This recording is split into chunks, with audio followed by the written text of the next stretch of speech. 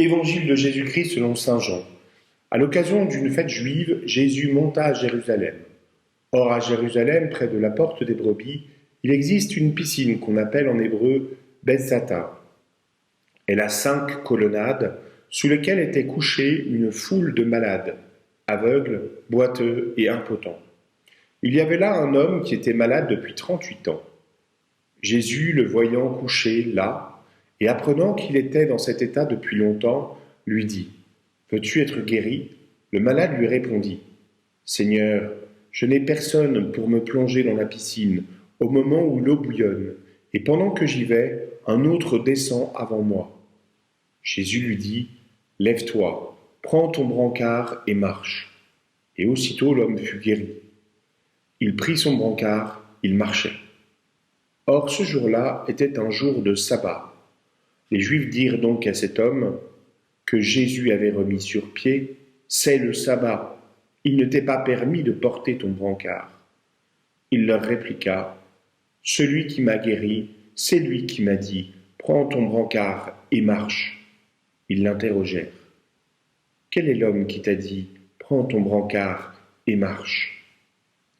Mais celui qui avait été rétabli ne savait pas qui c'était. En effet, Jésus s'était éloigné, car il y avait foule à cet endroit.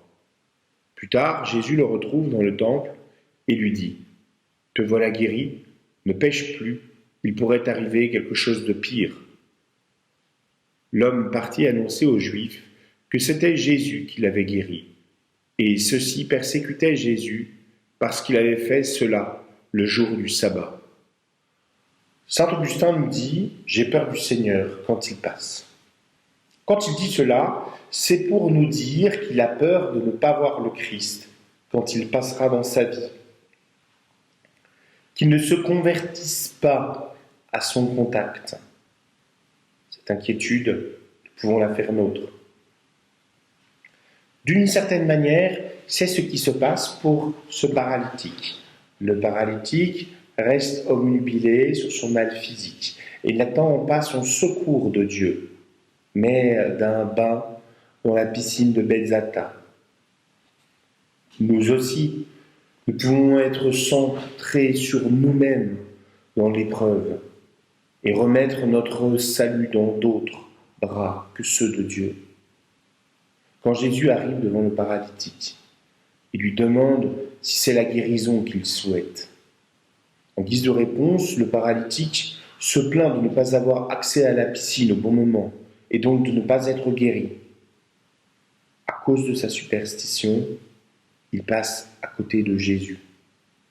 Pourtant, Jésus, lui, ne passe pas à côté du paralytique. Il le guérit dans son corps et dans son âme. Comme pour le paralytique, le Christ nous aide à lui formuler nos demandes. Et il nous comble plus que nous ne savons lui demander. De notre côté, nous nous accrochons à nos piscines de Bethzatha et nous ne voyons pas le Christ qui se tient là, tout près de nous et qui attend notre réponse. Après cette guérison, nous pourrions nous attendre à ce que ce miraculé remercie Jésus. Il ne sait même pas qui est celui qui lui a rendu l'usage de son corps. Et cela ne semble même pas l'intéresser, comme s'il n'avait pas vu l'œuvre du Seigneur en lui. Nous aussi, une fois exaucés, nous n'y voyons pas toujours l'œuvre de Dieu. Nous oublions de lui rendre grâce, nous oublions sa présence sitôt le mal parti. Jésus ne s'arrête pas là. Il vient une nouvelle fois vers le paralytique pour lui dire : « Te voilà guéri, ne pêche plus, il pourrait arriver quelque chose de pire encore. » Jésus le prévient, et nous de la même façon, que le péché est pire que le mal physique, car il détourne l'âme de Dieu. Comme je porte attention à mon corps, je suis invité par le Christ à prendre le plus grand soin de mon âme, lieu privilégié de cette rencontre personnelle avec Dieu. Que cette période de confinement ne me détourne pas du carême, temps privilégié pour redécouvrir ma relation personnelle avec le Christ. Que mes piscines de Bezzata, vidéos en tout genre, connexions excessives sur Internet, sur les médias, sur les réseaux sociaux, et j'en passe, ne me détournent pas de lui. Car aujourd'hui, comme pour le paralytique, le Seigneur m'attend. Serai-je présent ?